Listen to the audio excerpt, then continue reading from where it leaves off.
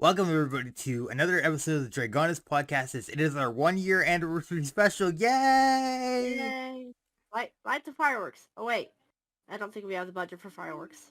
We'll see. I mean, we could get those cheaply made ones. That explode in your hand? Maybe, or we could get those little sparkler thingies. There you go. We get 2 sparklers. Yeah, that'll work. Anyway, so if you guys enjoy our podcast, you can support us on patreon.com/Dragonus Podcastus. And we are now also going to be talking about the Adventure Unbounded. Byron, do you want to explain that one to us?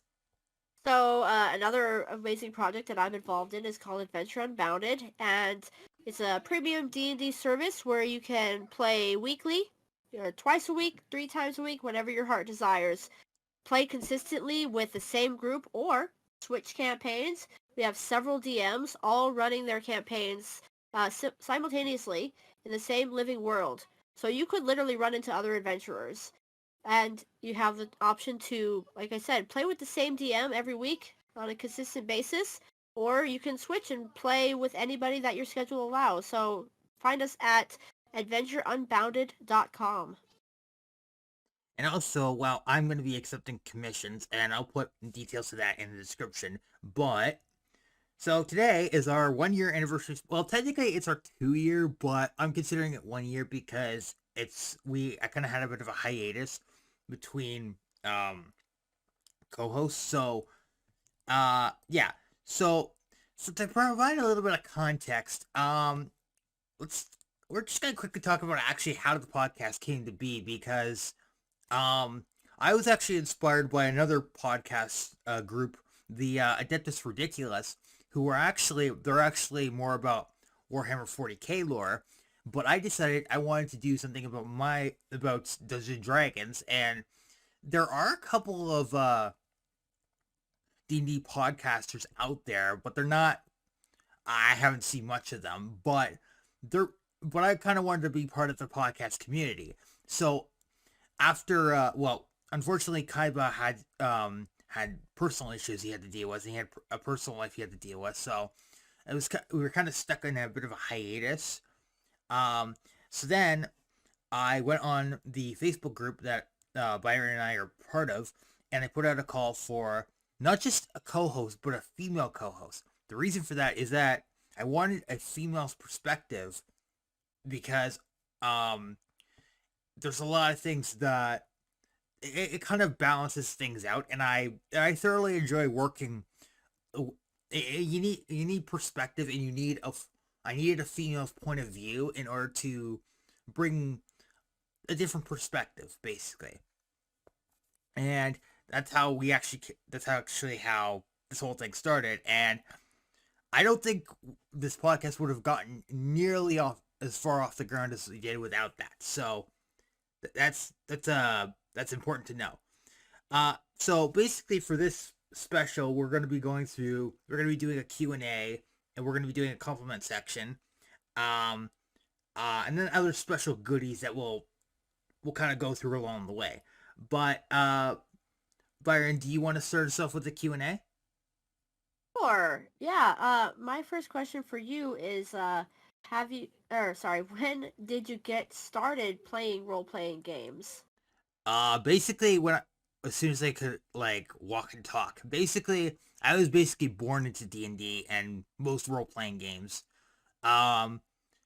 Definitely my very first D&D book was the AD&D 2nd edition Player's Handbook, and I've had that thing for forever. That was literally the first book my dad ever gave me, and in fact, that was the first book that I actually drew in, and I drew little scribbles on the front page. That was great. And ever since I've been into role-playing games, not just D&D, but I've gotten to actual role-playing video games. I used to do a thing called LARP, which is a lot of fun, except when you get stabbed in the crotch, but that's a different story.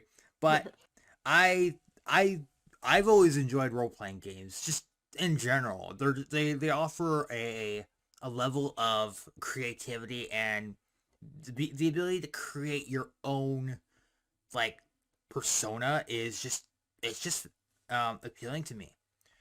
So my first question for you is, how did you first get into Dungeons and Dragons? So, I grew up with my dad played RPGs, but I was never really included so much. He played with his friends and things like that, you know. But then when I went to college, this is kind of a funny story. I met a young man in my dorm who I was trying to impress, and he told me that he was going to a gaming convention that weekend. And I said, "Oh, I know all about games." And we started talking about fantasy authors and all these things. And I went to the convention, and he was actually already in a relationship, so that didn't work out. But I ended up sitting next to someone, and we got to talking, and 15 years later, we're still married. So, I met my husband at that convention, and it's been fun ever since. That sounds like the perfect way to meet your significant other. Uh-huh. I've liked it. I know people who have met their significant other through through tabletops and video games and all that too. So I'm in the same Yeah. boat. It's too bad I haven't. It's too bad I haven't found my significant other Gotta yet. go to more conventions. If only I could afford it. And plus, Toronto's not exactly. It's not. It's no. It's no Seattle or Washington. But it's CN Tower. Anyway, okay. So what's next question for you? Next question on your end? My next question for you is what other RPGs have you played, if any? Like tabletop RPGs. I have like, been exposed a little bit to the Star Wars role playing game. I do have some of the books. I have quite a lot of the books actually. I had a map, a couple maps drawn up. There was this one, I can't remember the name of it, but basically it was a post apocalyptic world role playing game. But it was really cool.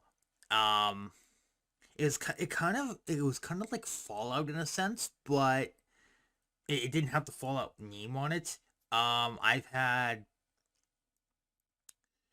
I think that's all. That's most of the RPG tabletops that I've been exposed to. Okay. Um, So what was the first edition you ever played of D&D? So back in 2007, when I started, it was the tail end of 3.5. Um, like I said, I met my husband there, and I joined his weekly gaming group, and they were all basically getting ready to play the next edition.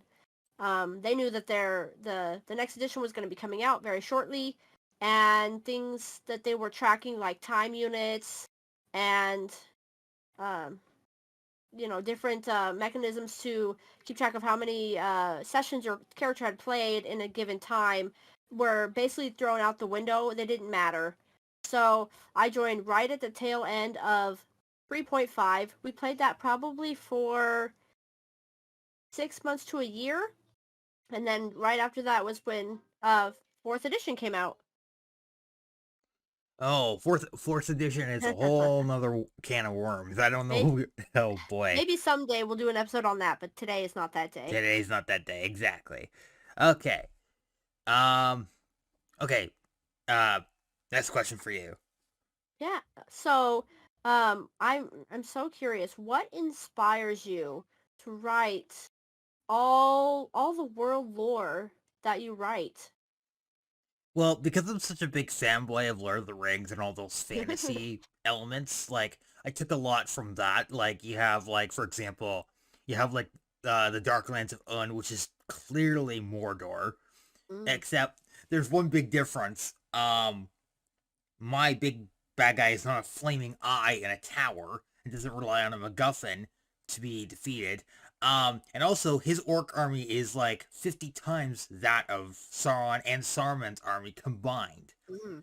I've also taken like the races of different worlds. Like there was this one game I played called Forgotten Realms Demon Stone, and I just thought, okay, I I I thought, oh, that is such a cool game, and I thought, well, that's kind of actually how I got exposed quite a bit to more of D&D into all of that, but I love like I love writing like tying in a little bit of Lord of the Rings a little bit because I'm such a big fanboy of that. But I don't like I make sure that I'm not like blatantly ripping it off. My other thing is that I like to like because I when I was actually building my world, I actually watched the first John Wick movie and I was like, oh my god, you could build an entire character off of John Wick. And that's exactly what I did with my Fern character. Mm. Um I also really like big scale battles. I especially like there's a couple of like really good like fantasy movies that I really like. I like the Kevin Costner Robin Hood. Of course, Kevin Costner doesn't do a very good British accent, but that's not important. Um, I love Troy. That was a really good movie. I love 300. Like I love all the. I'm a big movie buff, so Mhm. being able to take some of those elements and basically put it into my world, but make it believable and make it unique was my biggest objective, and that's I think I've accomplished that pretty well. Okay, Yeah. so my next question is, my question is, if you could bring any franchise into D&D, what would you want to bring in? That's the hard one. There's so many good ones. It's hard with intellectual properties because you want to do them justice, but you want to explore new stories at the same time. And one of my favorite shows has always been Firefly. And I think that that could be a really fun premise for an RPG or RPG group or a setting. You have a band of rogues, pirates, and brigadiers, flying through or maybe they're sailing if we're doing medieval fantasy, sailing through the world and robbing the rich and giving to the poor, or maybe selling to the poor, depending. And that could be a lot of fun. I think that Firefly looks a lot like a classic kind of fantasy adventure. It doesn't have all of the typical fantasy trappings, but there's a little bit of magic, and there's fighting, and there's heists, robbery, there's romance. It has a little bit of everything. So I would probably say Firefly. If I had to pick something, I would either go with My Little Pony. I don't know why, just My Little Pony. For some reason, that kind of gravitates toward me. Or I would pick because it's always been my favorite video game franchise. I'm gonna toss it between Crash Bandicoot and Spyro the So like. it's Oh, sorry, go ahead. well, I was just gonna say it's funny that you mentioned My Little Pony because these are both Hasbro properties, so it could totally happen. Hasbro, if you're listening to this, make it happen. Make it happen, guys. Let's Um, go. well, actually, now that you mention it, I do was planning to put some of the ponies in my world, but they're gonna Huh. be like it's gonna be like a separate entity, and they're not like gonna be like they're kind of like a side thing. Um, Sure. okay. Next question. Ex- yeah. So I'm curious to hear. We talk a little bit about stories and things. What is your favorite genre of story? Oh, What do definitely, you definitely. like to tell? Like sci-fi, fantasy. I actually have the Shannara series in book form, and I have to actually read it, but I heard it's really good, and it's kind of like the OG D&D book series. I remember reading the Sword of Shannara, and it was like, oh wow, this is really good. But this was when I was very young. I didn't quite understand like the complexities, but I've always enjoyed like a good like I don't know, like a good travel story or a good or sometimes I just need a good horror story to like scare the crap out of me. And if I ever need to like read like if I ever wanted to do like a horror esque campaign at all, I just run Strahd. Like I actually have the original Ravenloft campaign that involves Strahd, which is crazy because Wow. I actually watched basically a kind of a playthrough of Ravenloft, and I was blown away by the complexity, and also, wow, it's a lot of I found a lot of dungeons came from like the older editions, especially like Advanced D&D Second Edition. I found, especially the Tomb of Horrors. Oh God. Okay, so and then my question is, have you ever considered going into voice work? No, I actually have never. It's just kind of funny that you mentioned that because I've always considered playing RPGs or teaching RPGs as as kind of what I do, right? I like to say that I'm kind of like a freelance RPG consultant. So not only do I run games, I also do tutorials and workshops on how to run games, how to set up games on Foundry, on Roll20, how to structure a campaign, how to plan sessions, all these things. But I've never considered doing voice work. Not till you mention it. I guess you could say like voicing your NPCs will be considered voice work, but that's a different story. That's that's not like Yeah. that's not like a dedicated thing. You're good at what you do, and I think that's perfectly reasonable. So when I run games, also I don't do voices. That might surprise you, but I don't do voices for my NPCs. I can change the inflection, I can change the tone, and I can change the word choices, but I don't actually put on a voice. It's just that's I'm surprised you can get away with that because I've always made a point of like making my NPCs unique. Like for Hmm. example, George, because he's a dwarf. I have to give him a Scottish accent, so I always have to talk like this, lass. Yeah, I don't do voices. I think the NPCs still come across as different from each other based on, the words they choose, how they deliver them, and things like that.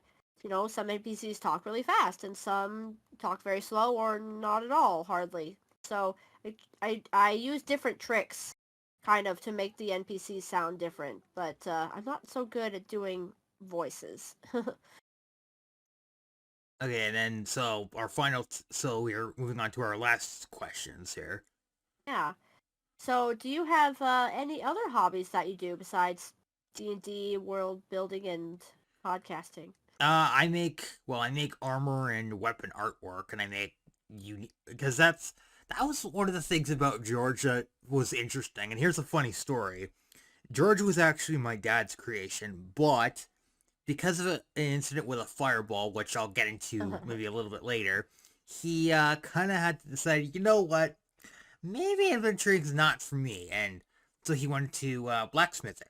And then also, well, this is gonna sound a little weird, but George actually set up a chain of restaurants, and he got probably the last person you expect to appear in this world, Gordon Ramsay, to actually run the actual restaurant. But in terms of like the corporate stuff and running like the financial stuff, George is in charge of that, and they come to a kind of an agreement.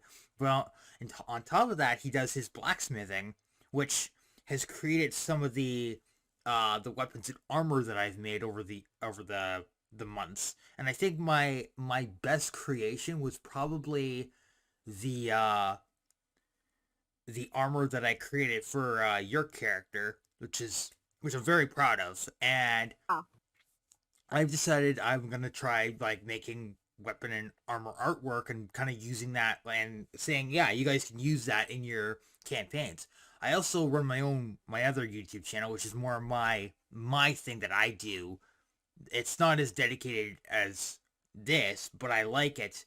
And that was like almost like 12 years ago that I started, and I say I'm doing pretty. And then I also have oh, what was it? I collect I collect Warhammer. I collect I also collect lightsabers. Oh, Yeah. And then so my final question for you is, what does Dungeons and Dragons mean to you? oh, that's a hard one.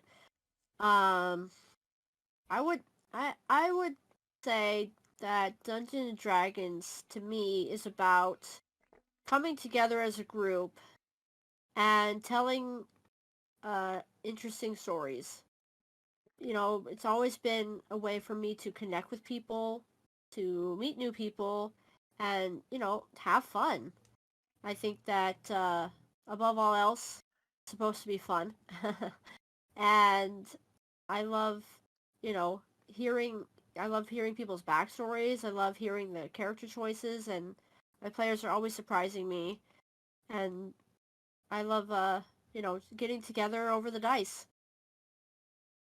Yeah, it seems this game is basically dictated by RNG at times. Huh. Yeah, for better or for worse. Yeah, that's why it's always good to have like a lucky dice If you can. if you can, yeah. I think for me the biggest thing about what it means for me is when I was like still in high school, I was going through a bit of a rough time. Wasn't doing very well in school, and my dad had passed away.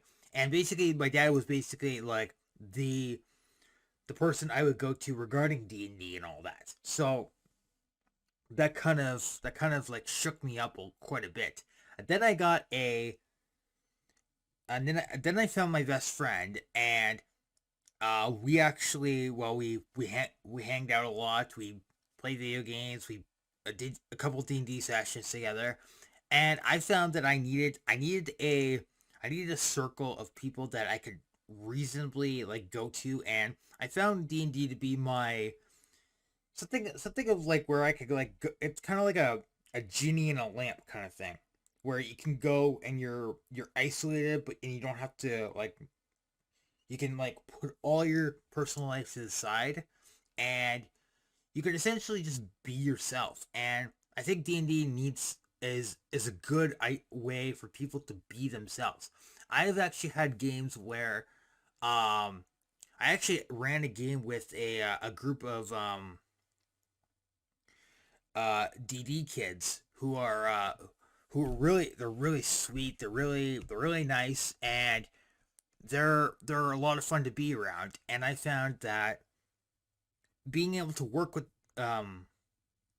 those who are developmentally disabled and basically bring my imagination to them, it put a smile on their face, which made me happy. And that's kind of the thing I've always tried to do, is try to put a smile on somebody's face. Let's put a smile on that face. Oh God. Oh, maybe not in context of children, but yeah. I'm sorry. My friend does a better Heath Ledger Joker than I could ever do. But yeah. Anyway, so now, well, next thing we're gonna do is we're gonna actually like compliments and observations. So we're basically just gonna talk about like things we've observed over our time working together and kind of give each other a little bit of compliments. Mm. The one thing I've always noticed, and this kind of relates back to the voice work thing, when we actually did the Sisters of Valkyria episode, and you read one of the lines, I couldn't help but think, oh wow, you're really good at like dramatic voice work, and I gotta get you to do more stuff like that.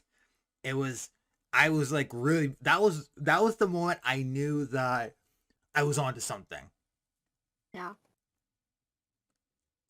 It's funny because I've never really done anything like that, you know? I mean, like, I've been running Dungeons and Dragons off and on since since 2012, but I don't really do dramatic voices. It's I was interesting. really into it. It's interesting that you were able to make that like dramatic, despite the fact that you're not you're not very like I don't want to say you're not very skilled at it, but You're not known for. Novice. Yeah. Yeah. I mean, anybody can make a line sound dramatic with the right voice pitch and the right amount of oomph, if you will. And then I'll go through my Okay. oh, sorry, go ahead. No, go ahead. Go through yours. Yeah, I'll go through mine and then we'll go through yours, kind of thing. So the main thing that I've also this has really helped quite a bit is because I'm such a novice with fifth edition, but I've taken steps to rectify this. But being able to bring that kind of knowledge of fifth edition to this podcast has been like a godsend. It's basically the idea. It's basically the one of the main reasons that this podcast has survived this long. Because if it wasn't relying on fifth edition, we'd be relying on AD&D second edition, which is that's a whole nother can of worms I don't even want to talk about. But Yeah. I That's for another time. yeah, I'm thoroughly appreciative of that. The other one and then one other observation I've also made was when we came up with the first role playing session for your character Clement, um I figured that the storyline that she was gonna go through, she was gonna go through the motions of basically playing the bodyguard, but there was a subtlety to the way you voiced her. And even though my scripts have not been the best, like in those first early bits, but later on they've been really well put together. I found the recent one we did where um you're basically like bringing the Princess Lucy to the bunker, um and the willingness to put yourself in harm's way was one of the best things, one of the best role playing things we've done and I've done, and I can say I'm very proud of that. This last one is more of a question and an observation, but does Clement have like a scary side, like a side of her that no one should see? And what does if so, what does it usually take to actually trigger that? I don't think she really does.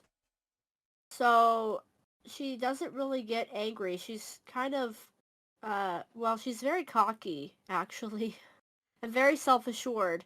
Um, part of her backstory, and we haven't really covered this so much, but played Jocelyn Clement in a fantasy cipher campaign, and she helped resurrect 2 lost moons. They were lost to a kind of a worldwide glamour magic that hid them. She helped break the spell. The way she tells it, she did it all by herself, though we know that's not how adventuring parties work. But she's pretty unflappable. She's just kind of always always on. She's always ready to throw down, ready to fight. She knows she's the best at what she does, and she's not afraid to tell people. In the campaign, I had a herald made up, which is like a family crest. My character paid for that to be made because she resurrected 2 moons. Haven't you heard? And it wasn't cheap either. Spent a lot of the adventuring money on that, but she's just so self-assured that she doesn't really get explosively angry. She just will wreck you regardless, basically. Oh, okay. Okay, yeah, that makes sense. And also, uh, how did you come up with the name? Just out of curiosity. Oh goodness, it's been so many years now. I'm not sure. It may have been the pre-gen that I picked, or I just thought it out of thin air. Which is kind of funny because, fun fact, I normally name all my RPG characters after Pokemon, and nobody else in the table ever gets the joke. I've done this literally dozens of times, and no one ever calls me out on it. Because I think I pick Pokemon that are less well known. But Jocelyn is one of those rare ones where she actually has like a regular human name. I don't know how I named her, but it's stuck ever since. She's been my favorite character ever since that campaign. Okay, so all right, now let's go through your compliments and observations. Yeah, so one of the things that I've really been blown away by is all the lore, the detailed stories that you tell with your backstories and all the things that you created for the world. You know, you talk about factions, we've talked about different, you know, the Sister Valkyria, different, you know, military groups and things like that. We've talked about the Inquisitors, and all of these amazing groups and characters and everything, and it's just so much world building. Like, I honestly don't know how you find the time. I recently started running a campaign that I was gonna set in the desert, and it still is, but the players have been asking questions about other parts of the world, and I've had to make it up, and it's been a challenge, I guess. I'm not naturally suited to it like I think you are. Just all the world building and all the lore has been just amazing, and it's been such a treat to get to listen to it every week. Um, then I think another one of your wonderful strengths is the jokes.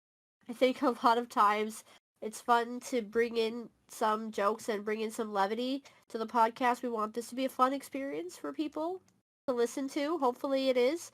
Um, and I really appreciated how you've kept that fun, light tone. Even if we've dealt with more serious topics, you know, it's never too dark. It's always been, I think, a good balance, and I really appreciate that for sure. Um, and then le- less about the content maybe, but I always appreciate your weekly notes. I am not super organized. It takes a lot of effort for me to stay organized, and having your notes come to me every week has been honestly such a blessing. I know you kind of say that without me the podcast wouldn't happen, but without those weekly notes the podcast wouldn't happen for real. That's where we really shine is in your notes. So I've loved getting those, and then you know it's such an amazing resource to have because if we ever needed to go back and look through notes on something, we always have them.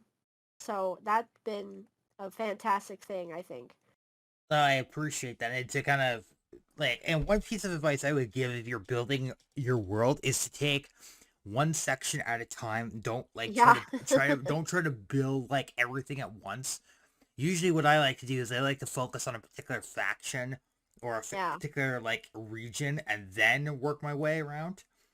Actually, the first area that I actually built up was actually the Darklands of Un, which is scary because again, another, well, it's not exactly a Mordor, but it's fairly close, I would say. But I've always my when I it doesn't matter what I'm doing, whether I go to work or I come here. I always try to bring I always try to crack a joke or I try to make somebody laugh, and Yeah. that's kind of my goal in life. And I'm not organized either, so we're in the same boat kind of. Well, I'm glad you do the notes regardless. It's very helpful. Yeah, it turns out a lot of tea and coffee and patriotism actually works when you're trying to get something done. Yeah, it's been really good. And some people might call me crazy, but I have like moments where I'm like, just I'm either like just walking around talking to myself, just like talking like things through my head. It's People call me like crazy or they call me like weird, but like talking out loud and talking to yourself usually, I find that is a good way to like brainstorm ideas, and it also is good for like just getting thoughts out rather than just writing them down because there's a chance you could lose the paper. But if you have it stuck in your head, you never truly lose it. And that's one thing about me that has always stuck. That's a good tip. All right. So now we're gonna move on to a little more of a fun section of this episode.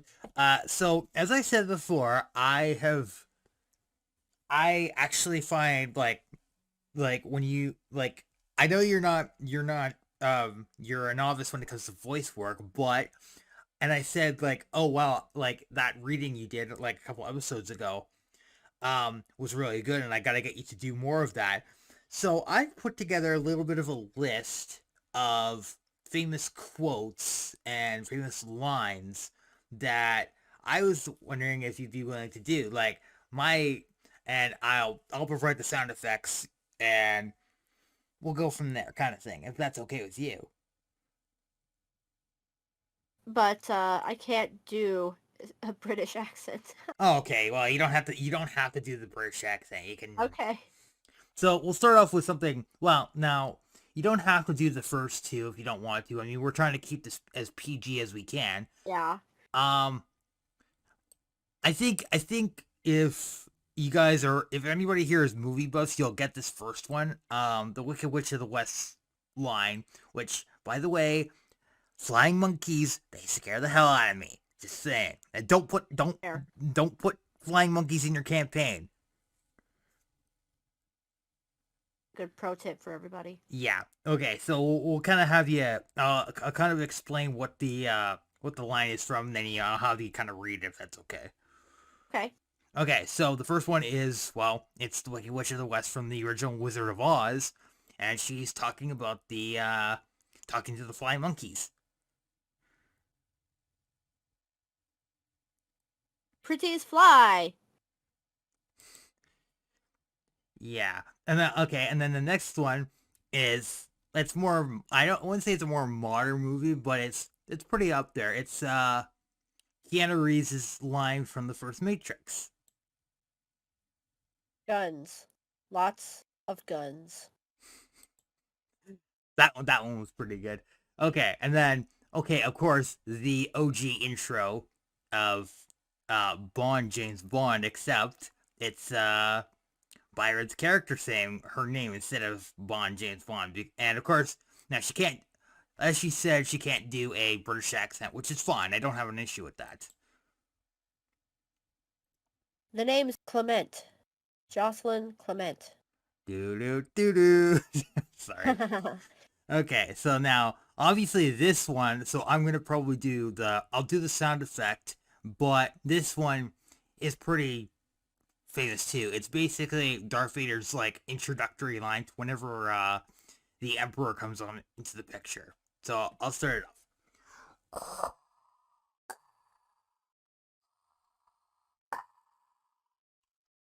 Is thy bidding, my master. Actually, I'm gonna take this one because this one is actually, I don't know if you know this one, but this is actually from the '90s Turtles show. It's a fun fact. The voice actor who does Shredder is actually the same guy who does the cop from Family Matters, and he's also the cop in Die Hard. So Love that. yeah. So and it's really funny actually. Tonight I dine on turtle soup. And That's then, great. of course, this last one is again from Star Wars. It's another iconic line. Well, it's actually one of the more underrated lines. It's basically after, well, the shootout in the detention block, and Han is talking to the person on the intercom, and then he blasts the intercom. You want to take this one? Yeah, I'll take this one. Yeah. Okay. Boring conversation anyway. Luke, we're gonna have company. I might actually use that. I may actually use that at some point. You want? Can I take the last one? Yeah, go for it. Okay, so another Matrix line, but it's from the main villain, Mr. Anderson. I can't do Weaving's subtlety, but I think I've got the small bits down. And as a bonus, I've been told I do a pretty good Willem Dafoe, so I'm gonna try this out. Just bear with me here. I gotta think of a really good line though. Let's see. Oh, I got one. Okay. Misery, misery, misery. That's what you've chosen. I offered you friendship, and you spat in my face. Okay. Oh. Yeah, my voice acting needs a little bit of work, but I think it's fairly good. And then for this last bit before we sign off, we're basically gonna reenact the jamming the radar bit from Spaceballs, except there's gonna be a few major differences. Instead of Dark Helmet, it is actually Dark Byron. Yes, Byron has turned to the dark side. Um, and I am not Obi-Wan in this situation, just so everybody knows. I'm not.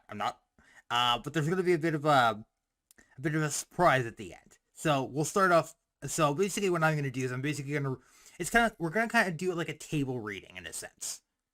So I will start us off. So enter scene. A giant jar of strawberry jam smashes into a radar dish. Cut to a technician working at a station observing the radar screen. Technician is known for making odd noises and imitates the radar screen sounds. Boop, boop. Wah, wah, wah, wah. Including the radar going offline. Shit. Boop, boop, boop. Boop, boop, boop. The colonel looks over. What is it? Can I talk to you one, please, ma'am? Colonel and Byron walk over, confused as hell. Well? I don't talk water, ma'am. The colonel takes the phone from the technician and puts it back. You don't need that, Private. We're here now. What is it? Imitating the PA system's voice. I don't talk water, ma'am. Pissed off, Dark Byron grabs the phone, pulls it out with all of its cables, and tosses it away, and then looks back at the private. Now what is it? I'm having trouble with the radar, ma'am. What's wrong with it? I've lost the beeps, I've lost the sweeps, and I've lost the creeps. The what? The what and the what? You know, the beeps. Boop, boop, boop, boop, boop. The sweeps. And the creeps. Dark Byron whispers to the colonel. Oh, that's not all he's lost. Ma'am, the radar, ma'am. It appears to be a red gooey substance sliced on the screen. Jammed. Jammed. Dark Byron swipes some of the substance off the screen and tastes it. Strawberry. The technician is horrified. There's only one person who would dare give me the strawberry. Pinkie Pie! The camera bumps into Dark Byron. Camera bumping and falling over sound effect. Yeah, I admit that skit is probably the more famous, but the other one, which I didn't want to do because of all the the cursing, is the surrounded by assholes, and I don't think that would fly. Yeah, well, we're trying to cater to all audiences. Yeah. Anyway, so that's our episode, but once again, thank you guys again for listening, and happy first year anniversary, or second year, depending if you've been here long enough. But next week we're gonna be back to schedule. We're gonna be covering the holiest of holy classes, the cleric. Bring your crucifixes, bring any religious item you can think of, because we're gonna have a lot to say here. And Yes. we'll see you guys next time. Bye.